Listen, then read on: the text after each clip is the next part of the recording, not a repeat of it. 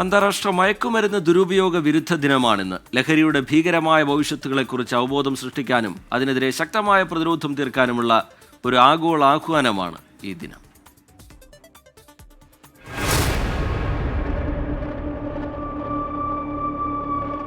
മയക്കുമരുന്ന് ഉപയോഗവും നിയമവിരുദ്ധമായ വ്യാപാരവും വ്യക്തികളെയും കുടുംബങ്ങളെയും സമൂഹത്തെയും ഗുരുതരമായി ബാധിക്കുന്ന ഒരു ആഗോള വിപത്താണ്.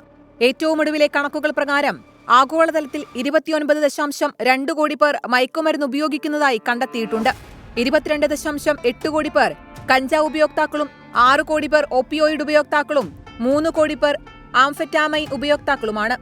2.3 കോടി പേർ കൊക്കൈൻ ഉപയോക്താക്കളും 2 കോടിയിലധികം പേർ MDMA ഉപയോക്താക്കളുമാണെന്നാണ് ഔദ്യോഗിക കണക്കുകൾ. പക്ഷേ യഥാർത്ഥ കണക്ക് ഇതിന്റെ 10 മടങ്ങ് വരും. ലഹരിക്കടത്ത് സമൂഹത്തിൽ കുറ്റകൃത്യങ്ങൾ വർദ്ധിപ്പിക്കുകയും സുരക്ഷാ ഭീഷണികൾ സൃഷ്ടിക്കുകയും ചെയ്യുന്നു.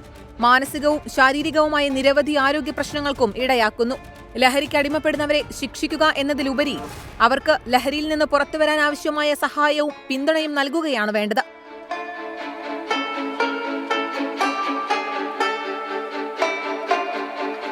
SKN40 യാത്രയുടെ ഭാഗമായി 24 സംഘടിപ്പിച്ച ലഹരി വിരുദ്ധ കേരള യാത്രയ്ക്ക് വലിയ ജനപിന്തുണയാണ് കേരളത്തിൽ ലഭിച്ചത്.